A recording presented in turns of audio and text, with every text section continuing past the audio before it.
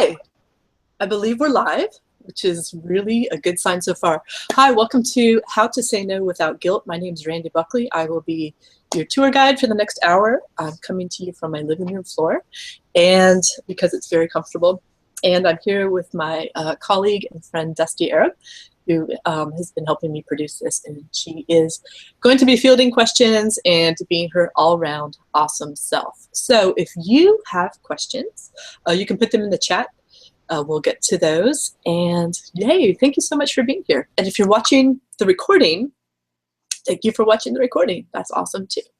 So I am doing this in support of my program, Healthy Boundaries for Kind People, which the final session for 2016 begins this Friday. So if this is interesting to you, you'll probably benefit greatly from Healthy Boundaries for Kind People. No hard sell here. It's more important to me that you get the information you need, and it's also a really good program. So I'm going to go ahead and switch over to my slides. If you need to hum a song while I do that, go for it. Okay. Okay, almost there, almost there.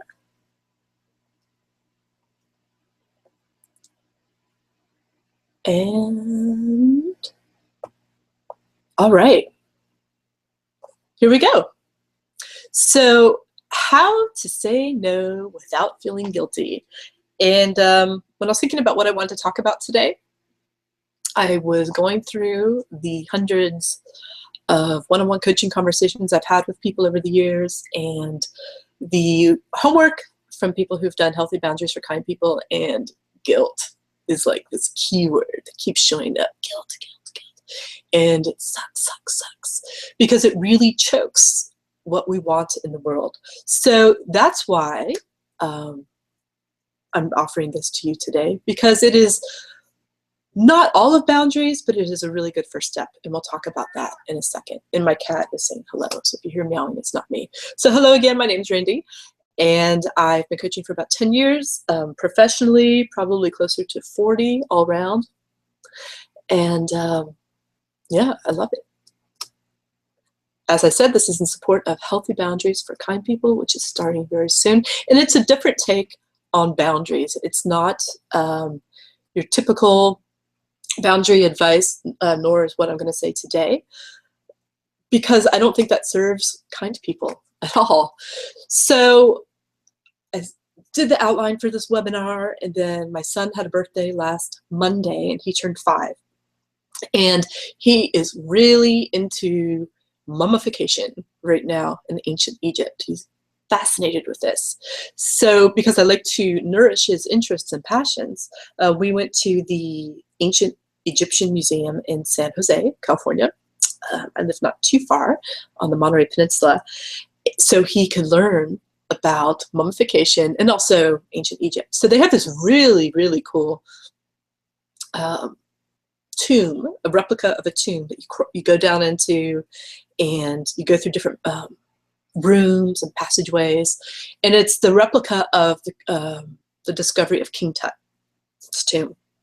So you go down into a false wall, and then you go behind the false wall, and then you step into this room, and you see the tomb there. You know, they have it look like that they've opened it up, and all around this room there's these really cool hieroglyphics, as you can probably imagine, but this really cool painting on all 4 walls, and then also on the ceiling.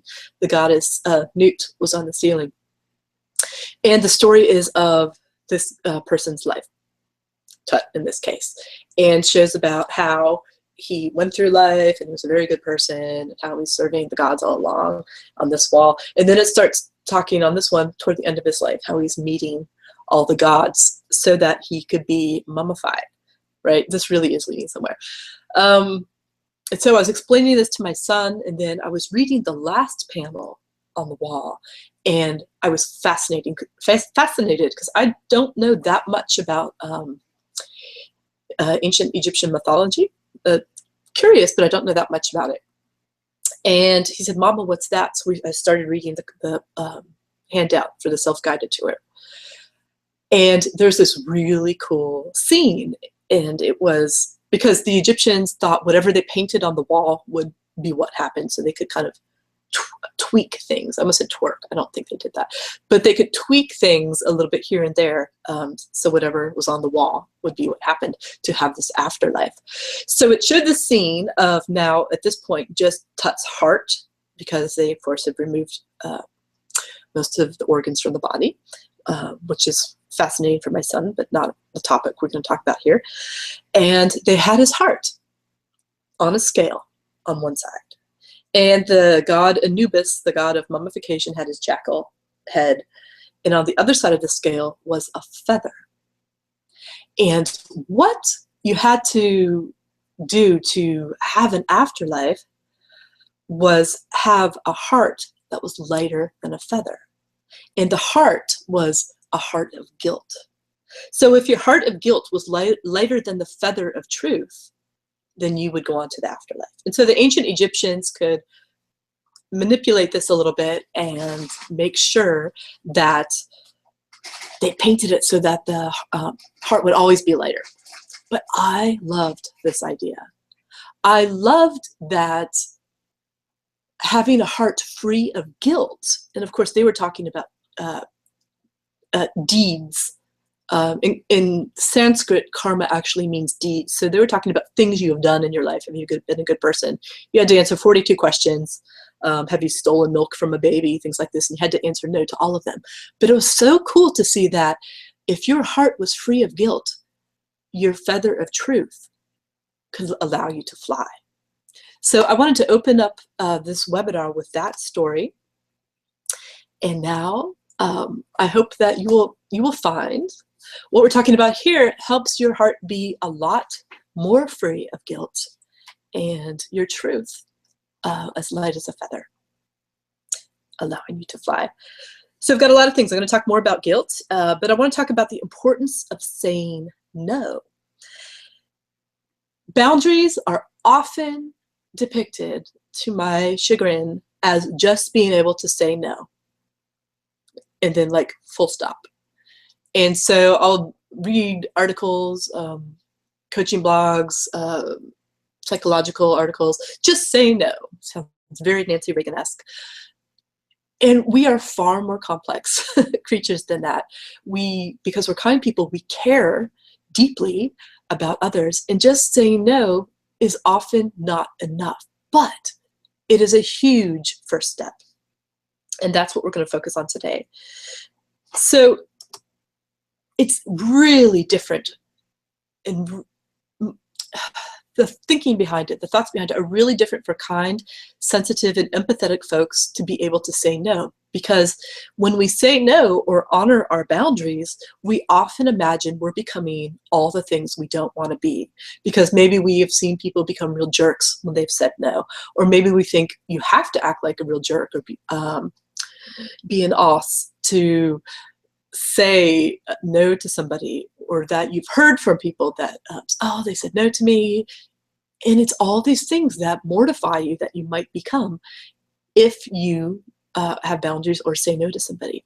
But it doesn't have to be that way. Actually, a really healthy no is a stand for what you want more of in the world. So let's look at this. What are boundaries? Often we're told that boundaries are what keep things out. And if you've followed my work at all, you know that I think boundaries are what keep things in. To me, boundaries are interior design for your life. So without having this outward focus on what to keep out, you can be really intentional about what you want to have in. Okay, keep in, and how you want to build your life on the values that are important to you, with the people that are important to you. That doesn't mean you don't have any contact with anything outside of that, but this is where you live most of your life. I love that. The other thing I noticed about boundaries is, I got a little ahead of myself here. The other thing I just want to say I noticed about boundaries is, I think I got way ahead of myself. So I'm going to stop right here and go back to what's on the screen. And yeah, go beyond no. So yes, backtracking a little bit, boundaries are much more than no. They often need to go beyond that, but this is a really good first step. Ta-da! And what are boundaries? Here we go. I told you that boundaries are what we keep in as opposed to what we keep out. I often find, and this is what I was going to say, I often find that with boundaries, the working definition that people have doesn't work for them. It just doesn't. That, going back to what we were saying about boundaries turning you into a jerk, that's the definition, that boundaries are this thing that make you mean or unkind. I want to invite you to either take on the definition I have given you here, or a definition that actually works for you. So one thing I often say to people in Healthy Boundaries for Kind People, what would happen if you changed the word boundaries with respect? What if it just meant respect? What would change for you then? And often that changes a whole lot for different people. So think about what definition of boundaries would actually honor you so that your no can be heard and come with a lot less guilt, which we'll get to in just a moment. Healthy boundaries is a term that's bantered around quite a bit, but it really has to have you feeling healthy with and about your boundaries. And that's where guilt kind of becomes a little bit of a bugger in there. Guilt has a purpose, which we'll talk about, but it often is not a healthy one. Okay, when it goes beyond its purpose, it's not healthy. So to have healthy boundaries and have a healthy no, we have to eliminate a lot of what causes guilt.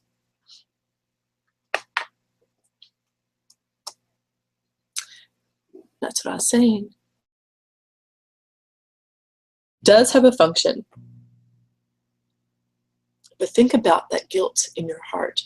It weighs down the feather of truth. Okay, so guilt. I will say that there is an evolutionary purpose to guilt. And from evolutionary psychology, we know that guilt is a feeling that actually was, it comes about so we don't kill each other, actually.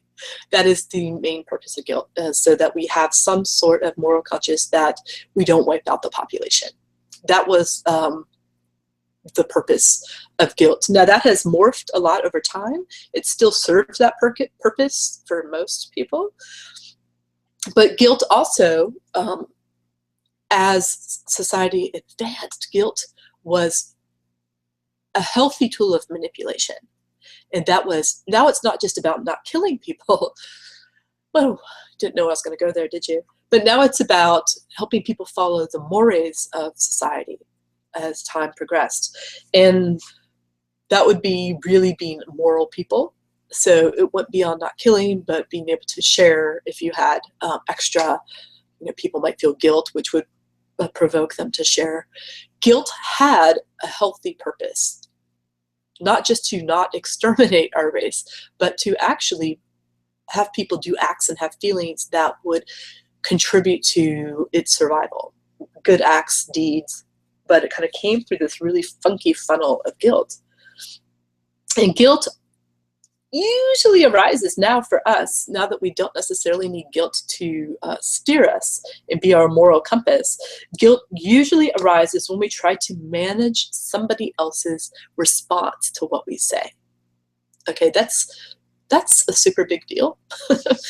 When we try to manage somebody else's response to what we say, that's often where we either feel guilt in ourselves or we allow somebody to guilt us. Okay, talk more about this. Whoops. I don't want to lose my connection there.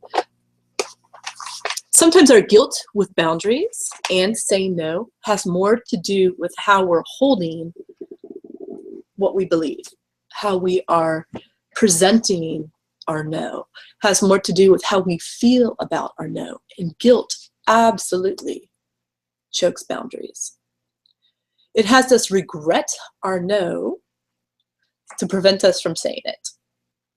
Okay, so guilt can either plague you after you say no, as you probably know, or it can just stop you from even saying no or continuing the conversation that you want to say no any further. And that's no fun. The feeling of guilt or being guilted, we can definitely produce our own guilt, but guilt becomes a really big issue when it's being used as a tool of manipulation by others toward us. So a little bit more about guilt. Yeah, it's different than sorrow. Okay, so you still might have some guilt, but you're going to have a far less after, if you're applying some of the things you're going to learn in this webinar. But you still might have other feelings that we have to make sure aren't getting tangled up or misconstrued as guilt. And that can be sorrow or disappointment. And just like guilt, these are messages. This is information for you. So I'm really of the belief that there are no bad feelings per se. We might have preferred feelings, but the feelings are messengers and giving us information and something to work with. Guilt versus shame. So this is where I find a lot of people get a little hung up. So let me explain the definitions of these two, the differences. Shame, which totally sucks. It actually, there's studies done how it really affects our cardiovascular system, and it just doesn't feel good, whether it is self-inflicted or we find ourselves being the somebody trying to inflict that upon us. Shame is when you feel like you're a bad person. The difference with guilt is guilt says you did something bad. Now, guilt often starts to feed into shame. If it's not kept in check, guilt will morph into shame. That's why it's really nice to just eliminate it or nip it in the bud or reduce it or any of those things. But they are a little bit different. Consequences of guilt. So I talked about how shame can affect your cardiovascular system.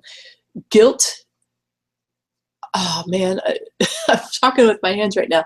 Guilt sucks. It weighs us down. It becomes a driver of our behavior far beyond what we want to do. Okay, it's just this weight, as you well know. The consequences can be really devastating. They can prevent that no. They can seep into other areas of your life. And again, guilt is different than somebody being disappointed in you. And we often take somebody's disappointment as our guilt. Again, we're trying to manage their response, and so we take that on as our own. Very big difference. Guilt is often our taking on the burden of responsibility when someone doesn't agree with us or we're trying to take on their responsibility. So that's pretty similar to what I said, but it's really important to watch that, particularly as kind, empathetic, and sensitive folk. We tend to want to carry that burden for somebody else to alleviate them of that, of their own processing. In a sense, we are robbing them of the ability to do their own processing and have their own understanding. If that guilt is transferred to us, if they feel guilt, they get to examine that on their own and understand what that message is for them. But as kind, sensitive folks, we tend to want to take that on for them because we think it's our responsibility. We often confuse worry and guilt as evidence of our concern for others. But we can still be really concerned for others and care about them without having to carry this particular burden. Okay? Oh, and this is the other thing. Gosh, guilt sort of keeps us from feeling that we deserve something. It's kind of like an escape hatch from actually owning the fact that we want or deserve something, or that we don't want to do something, then we say no. It's a little bit like we don't have to fully own it. It's a little bit like, gosh, if I have guilt, it kind of gives me an excuse to not have to really believe this and then do the work there to own it, to have to follow through, because I have guilt. It's like it guilts you out of having to take full responsibility. Guilt doesn't, after the evolutionary principles, guilt really doesn't serve.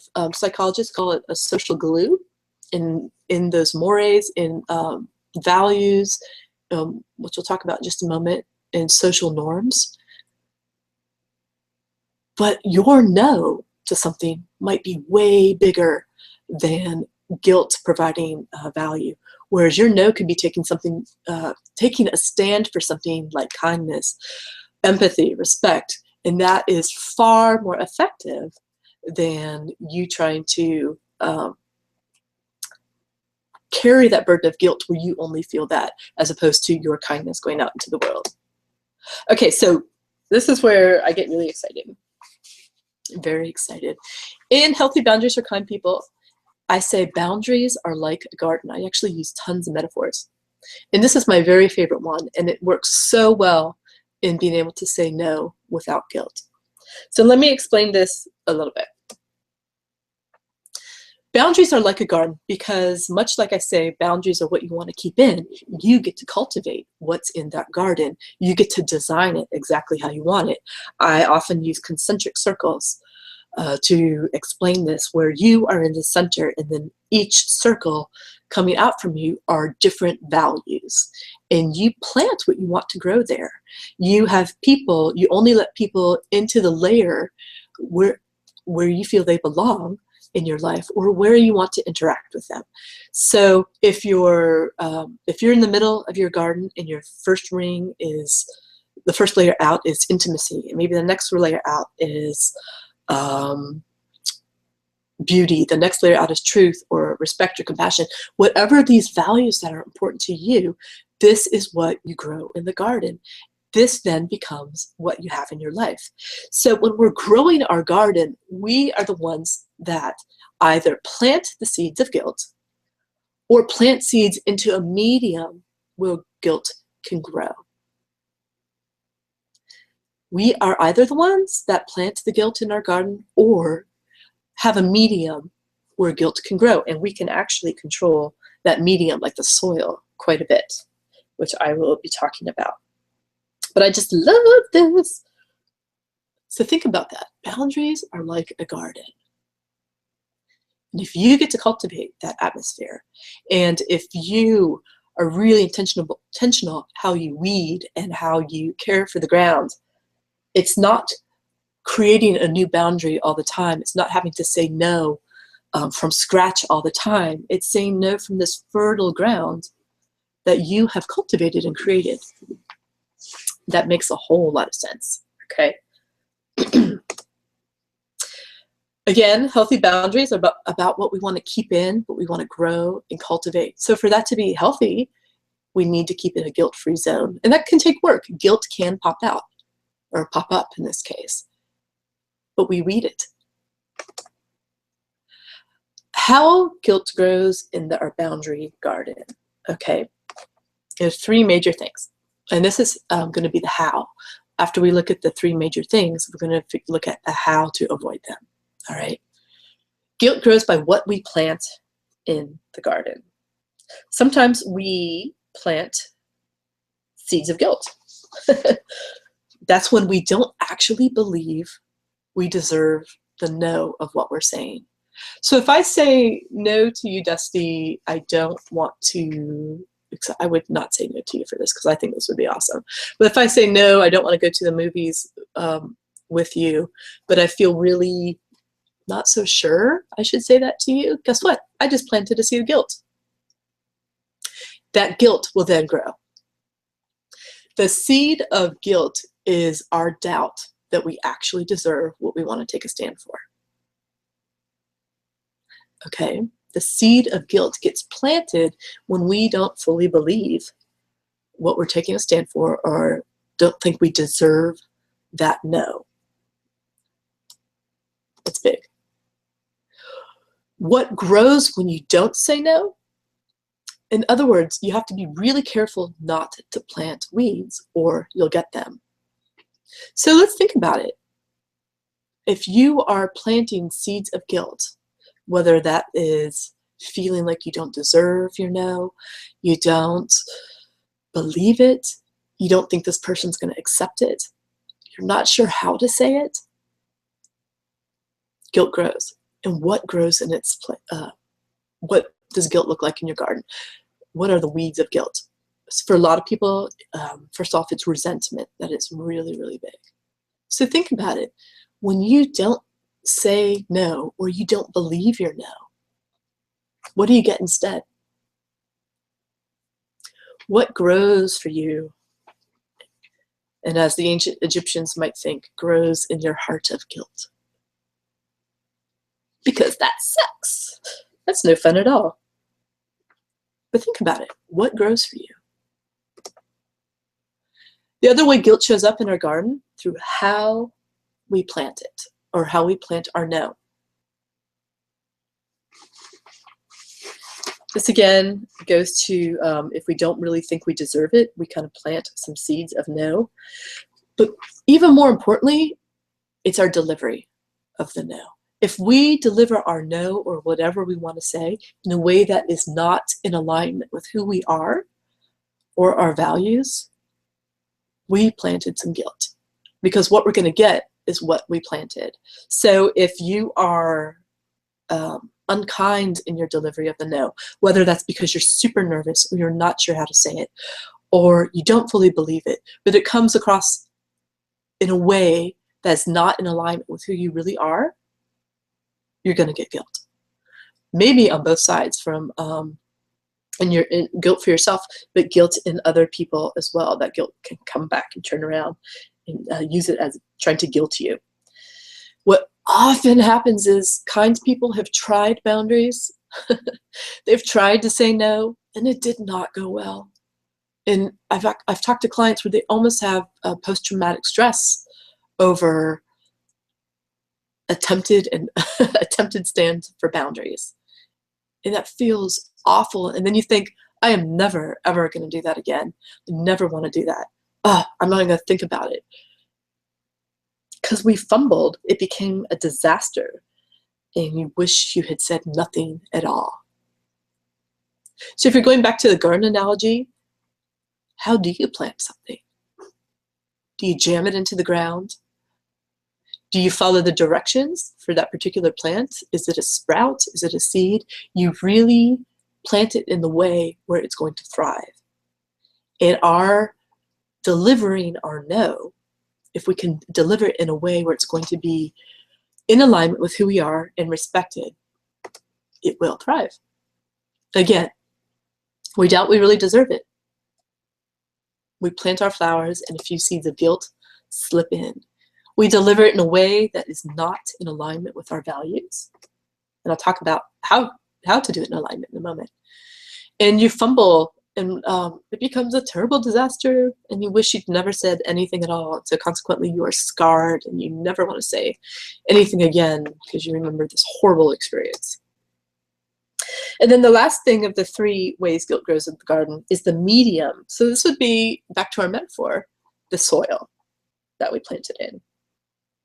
Or if things have not gone well, the past experiences might be a whole bunch of bullshit. And now you can use that to nourish the soil. Anyway, the medium. So what can you do here? Plant early. Plant at the beginning of the season. That means get your no going right away. I got a little further ahead of myself here. Get your no going right away. If you know up front that you need to say no, and you can start working on how you want to say it and get it out there. It's when things start to grow that it's a lot more painful to yank it out. Okay? So you don't want to be ambiguous and then have this expectation start to grow, because then it's a weed and you have to push it out. You want to use your medium, your soil, to create conditions where guilt cannot grow. So if you're a gardener, this might mean aerating your soil, or this might mean having a cover crop, something like that you turn over. That's why I love this metaphor. What that means is in your life, you're creating the conditions where guilt can't go. You believe in what you want. You understand that it's okay to want it. You trust your feelings. You come to trust that the other person will get it. They might be stunned at first. They might be disappointed, but they'll come around. There are lots of ways you can create conditions so guilt won't grow. Prepare the soil, that's really similar. I talked about the different layers of your garden. Different values grow there.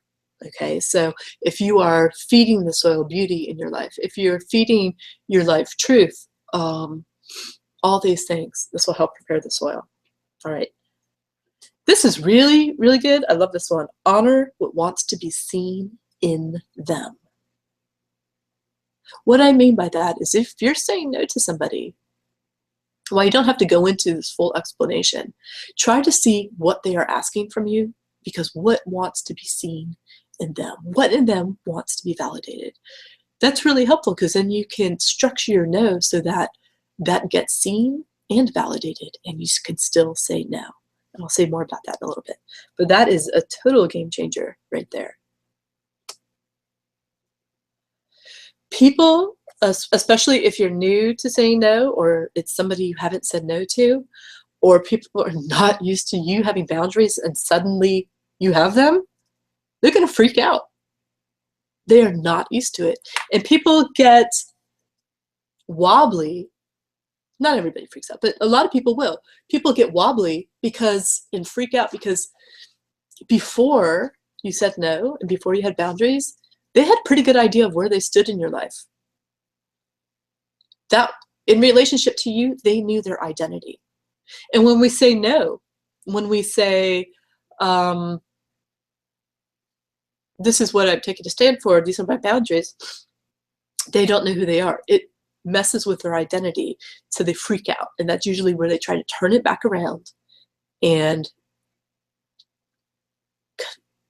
take that frustration, that confusion, that anger that they might have and redirect it back to you as guilt. It's a defense mechanism. All right. All right, so preventing guilt from growing in your garden. And this is, I just love this. Love this metaphor. Okay, so the best metaphor with this garden is to look at guilt as not letting a toxic weed grow in your garden. So let's go back to those three things, what you plant. Now this becomes the how.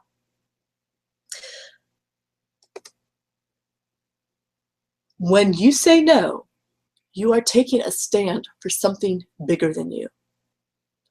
You're taking a stand in service, not just of you, but in service of them, something actually bigger than both of you. And you need to understand what you're taking a stand for. So when you get really clear on what you value, what's important to you, you can take a stand for that, which then amplifies it and puts it out into the world in some really cool ways. So let's say you really value kindness. If you're saying no to something, it might be because you are taking a stand for kindness. Kindness goes both ways, or it is incomplete.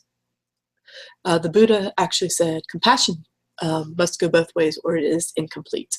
So I was really excited to find that out, and also a little heartbroken that somebody had already said it, but it's true. It's like an equation. It's got to balance out on both sides. So if you're being unkind to yourself and giving a false no or a false yes and not giving the no you need to, you're not taking a stand for kindness. It might seem like you're putting a kindness band-aid on the situation, but it's not helping the greater agenda of getting kindness out to the world, even if they think it sucks. Asserting and maintaining your boundaries with kindness reduces your guilt about the boundary. Okay? This is all about back to delivery. What you plant. If you're planting a very kind no, if you're planting a very respectful no, if you are planting a no that does not require a whole lot of explanation, if that's not a relationship in your life that really requires a whole lot of explanation, you're planting it with kindness. When you plant with kindness, or whatever values are in alignment, you are reducing guilt about that boundary. How you plant it. Okay. Kindness and compassion is a much softer response, and it's far easier then to maintain. So if somebody really is upset with your no, you have already set the stage for a conversation that can happen with compassion and kindness. If not from them, from yourself. Because you have planted that seed of compassion and kindness. Okay. Now I love this one. And actually, I'm going to go away from my screen for just a moment.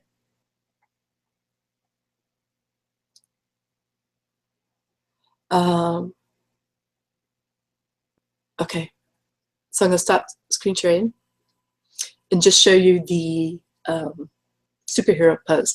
So this is something that I teach in Healthy Boundaries for Kind People and other places.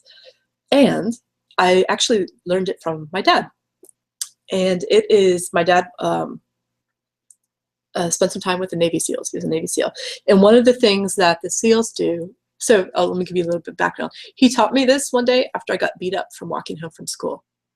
And I was about 2nd grade. Some neighborhood kids jumped me. And I don't know that I was particularly hurt, but I was really shaken and really scared. And so to boost my confidence, he taught me a couple things. I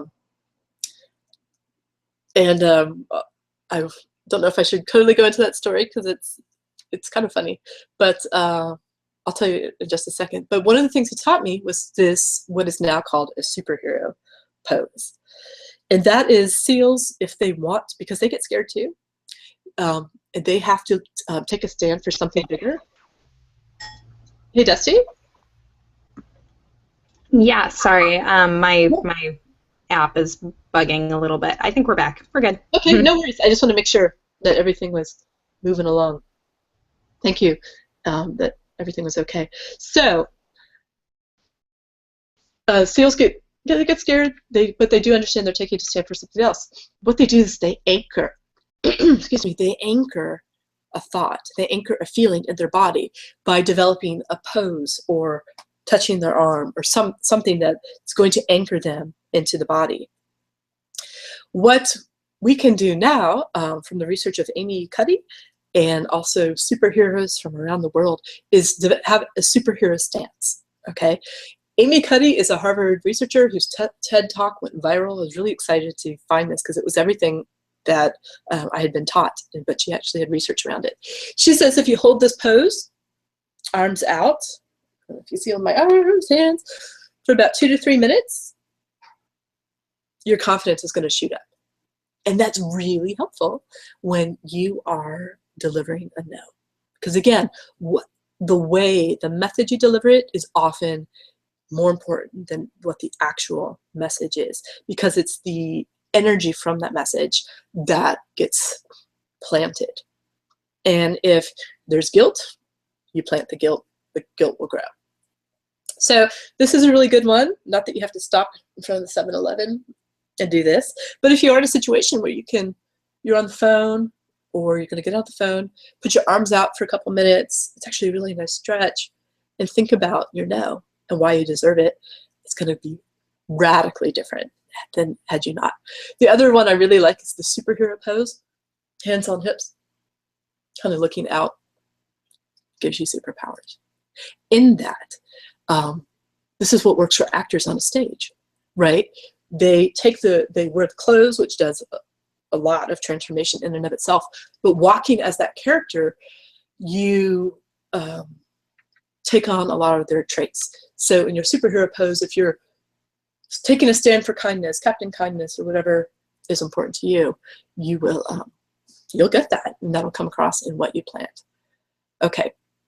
I see there's some boundaries, or excuse me, questions about boundaries that you really, really like.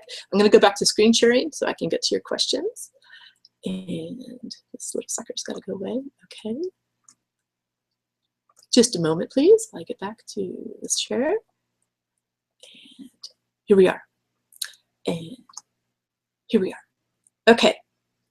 Superhero pose. So that's really, really helpful. Knowing how to articulate your boundaries. This is so you don't have that major fumble that feels like it'll scar you for the rest of your life. Knowing how to articulate boundaries, which is actually not all that hard once you learn a couple things, will radically change your level of guilt. How you articulate your boundaries might just not land a no, but it might completely melt somebody's heart. It has happened. That goes a long way. Not sure what to say. This is one of my very favorite things. If you're not sure what to say, think about what you value, what you want to have happen as a result of this conversation. The feeling or the, what is it called? The trait, the good thing you want to have happen, and turn it into a verb. Okay, so let's say, I'll go back to your kindness. You value kindness. There you go. That just became instructive in how you want to deliver your no, kindly. You say it with kindness. And that's going to look different for each person. If you really want this no to cultivate compassion and you're not sure how to say it, turn it into a verb. Give a very compassionate no. Okay, see where I'm going here? Take what you want to have happen and let that be the way you plant your no. Okay, it's almost like planting it, that seed in the ground or that sprout, whatever, with this built-in organic, of course, herbicide that's going to take care and just eliminate the guilt altogether. So going back to that third thing, the medium, the soil, again, plant it early. We don't want expectations to grow and then you have to go pull out these noxious weeds. If people think you're going to do something or you're going to have a yes, the longer you drag it out, the deeper those roots grow. So the faster you can nip it in the bud, quite literally, the easier it's going to be for you. Create the conditions so guilt can't grow. What does that mean? That means honor your values. That means you are letting people into the different layers of your boundary garden, exactly where they belong. That means that you're not giving false yeses, or that when you do say yes, you mean it. You're not giving hints that you might do something and then have to give a no. But have it be very honest soil. Okay, so you want to create the conditions so guilt can't grow. Let's say your soil is primed for guilt. Whatever you're planting in it, you just kind of get a side of guilt that comes up with it anyway. So let's change some of those things. Let's change those relationships. Let's have more people in your life who respect your no. Let's change whatever you can change. So that medium becomes a guilt-free and bullshit-free zone. And sometimes you prepare the soil. Sometimes if it's a big no, it's not just a no and you walk away, because that's usually when you feel guilty. But that if it's a relationship that's really important to you, you might need to do a little tending to that soil. Before the no, during the no, and after the no. Now there are definitely times where you don't need to explain yourself. In fact, trying to justify yourself sometimes plants a little side of doubt along with it, excuse me, funny decongestants. And trying to justify leaves room for guilt to grow. Now there are some relationships where you want to explain. You want them to understand your no.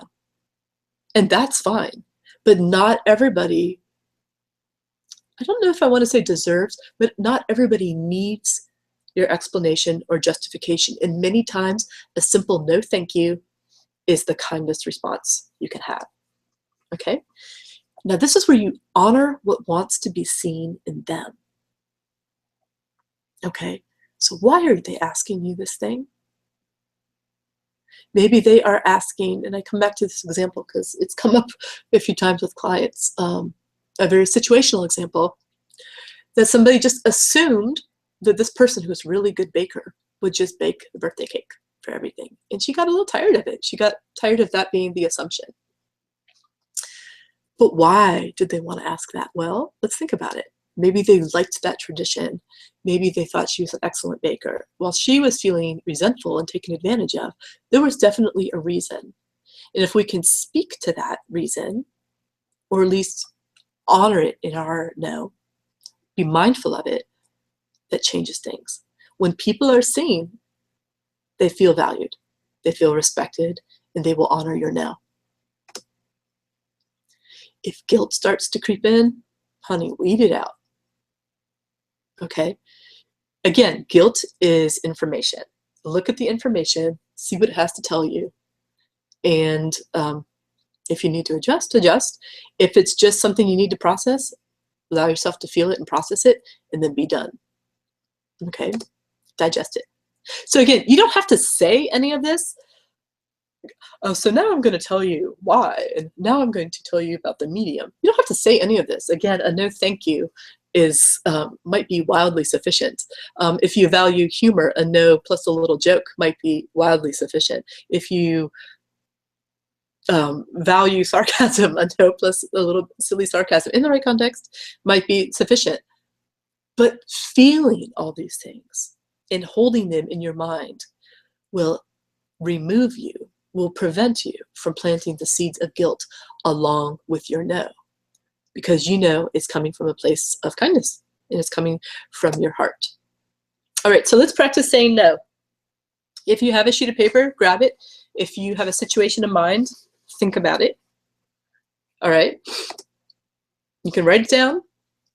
Write out what you want to say no to, or think about what you want to say no to if you have a particular situation. Okay. Now, I call this my No Without Guilt worksheet, which I'll be sending out to all of you. That's where you see what wants to be said, honor, you kind of write this out when you're constructing your no, or whatever you want to say. What you want to say, what needs to be honored in them, and then how you construct your no. Okay, and I can do some examples with this in the questions. Try your superhero pose. Okay, so think about what you want to say and why you're saying no to this. What do you want to happen as a result of your no?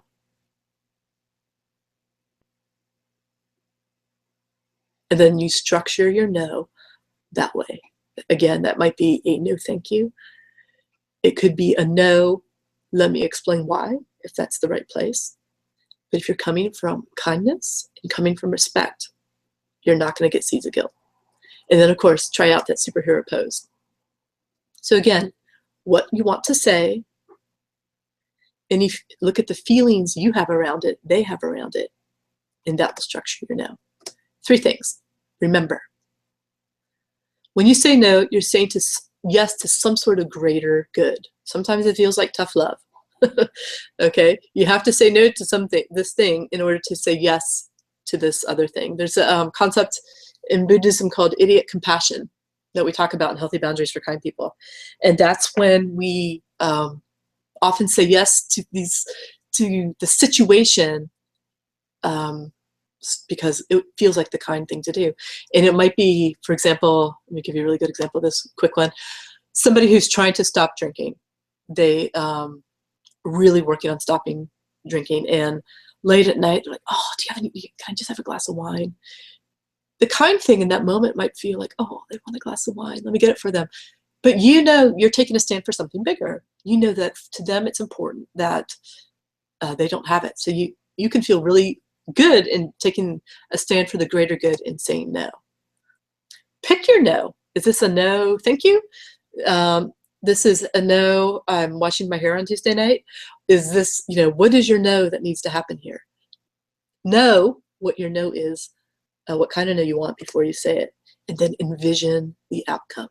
What do you want to have happen as a result of this no? What do you want things to be like after this no? Because that leaves very little room for guilt. All right, these are to get you started. I say one of my other metaphors are boundaries are like a muscle. And the deal is you develop a muscle over time. At first, it can feel a little heavy to pick something up. At first, you'll be a little sore afterward because you're not necessarily used to picking that thing up and your muscle is recovering. In time, it becomes easier. In time, it becomes second nature. And it gets stronger as you go. When we don't use those muscles, that's when they get very weak. We don't trust them, actually. We don't trust that we can carry something. And there you go.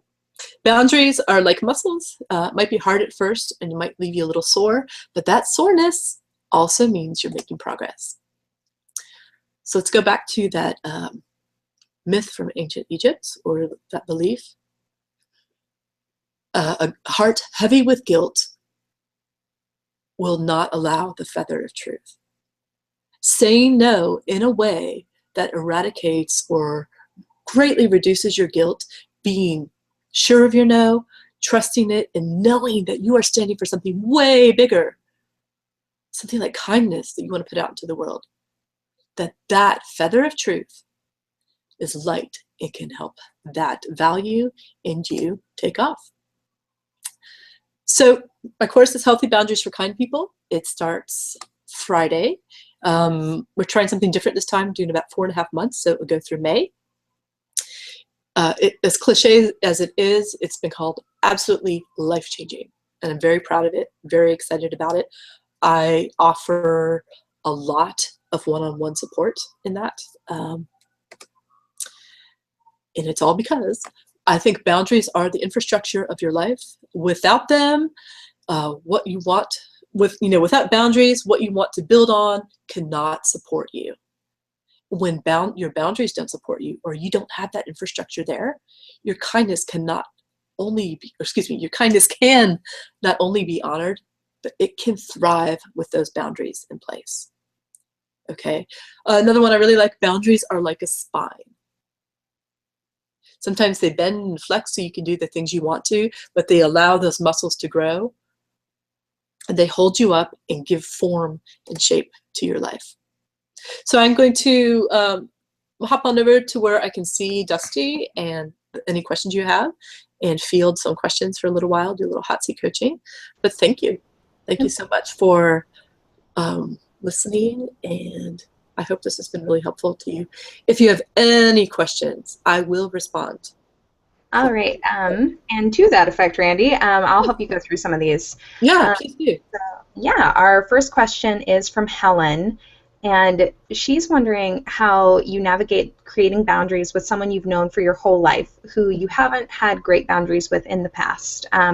In her case, she's a woman in her 30s trying to create some boundaries with her mother. Yeah, that's that is called the cards are stacked. That is probably the most challenging situation that I know of. First of all, when it's somebody you've known for a long time, any person you've known for a long time, when they're not used to you having any boundaries whatsoever. And then there's this whole mom thing that comes in. How do you do that? You do it compassionately. You do it respectfully. You look at who your mom thinks she is in your life, and who you want her to be, and who she what she'd like to be, and then you decide where in your boundary garden you want her in relationship to you.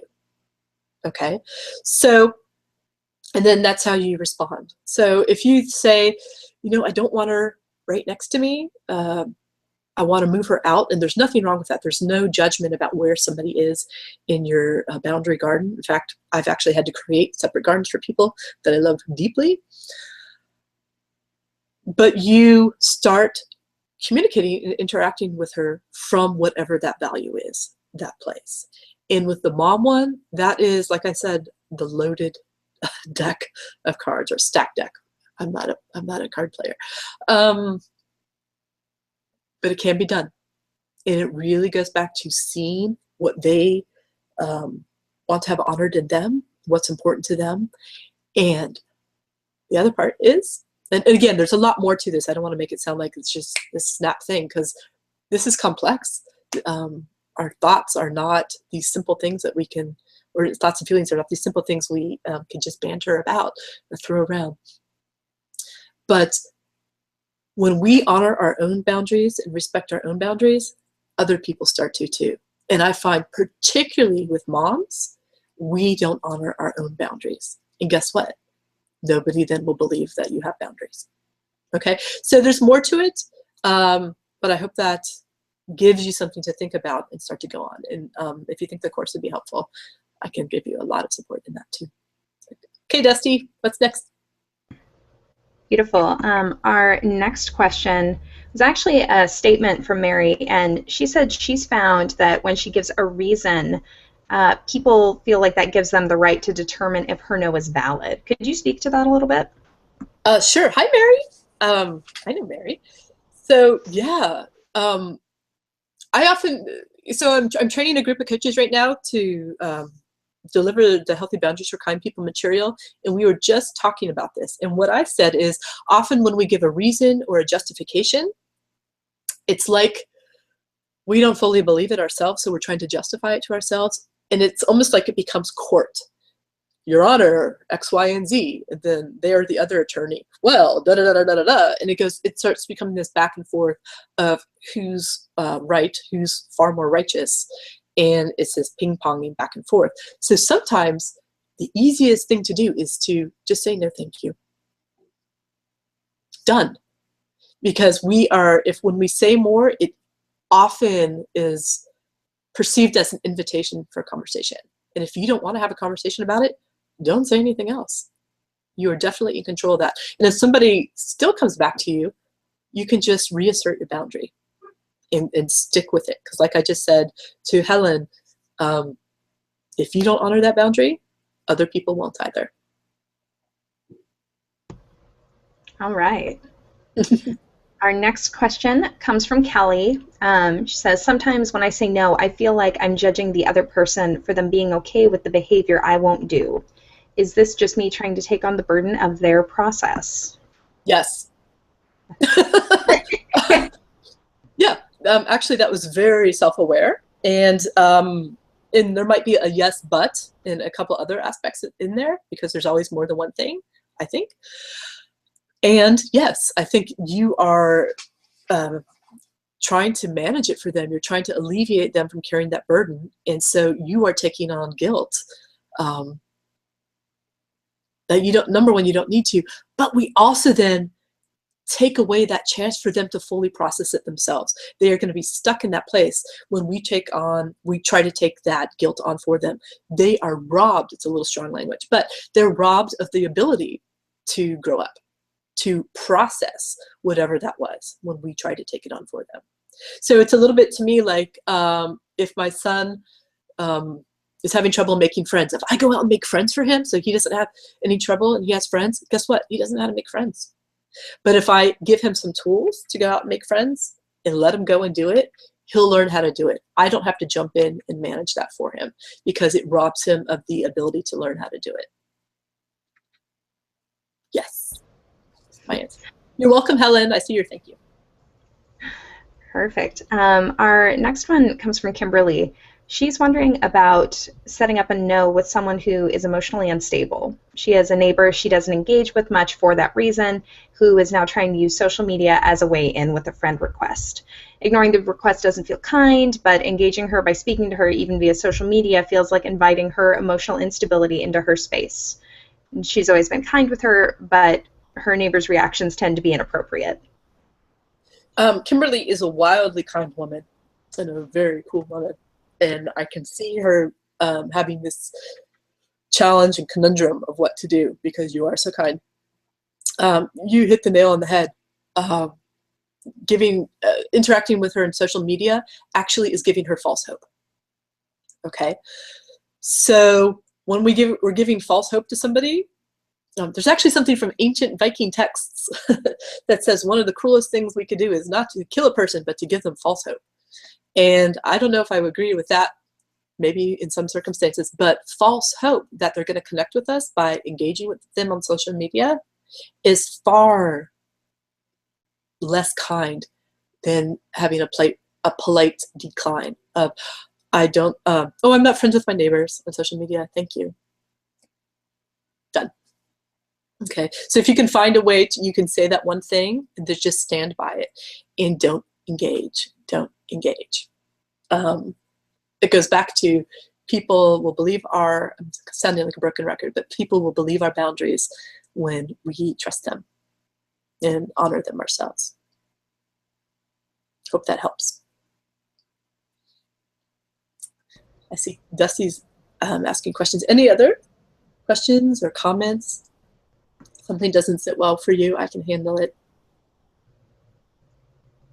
I have no guilt. You're welcome, Kimberly.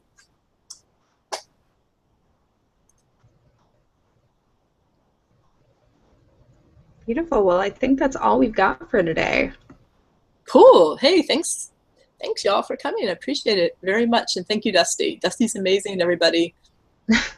No, you are. I've been very grateful. I'm not ashamed to say it. It's wonderful. So thank you. So check out Healthy Boundaries for Kind People. It's a big deal. It's a life changer, and I'm very proud of it. So, questions? Thanks, Mary. Questions, please feel free to send me a note through my website. You can do that, and I will be in touch with you. All right. Thank you so much, everybody. And are we good to go, Dusty? Yeah? Okay. Bye.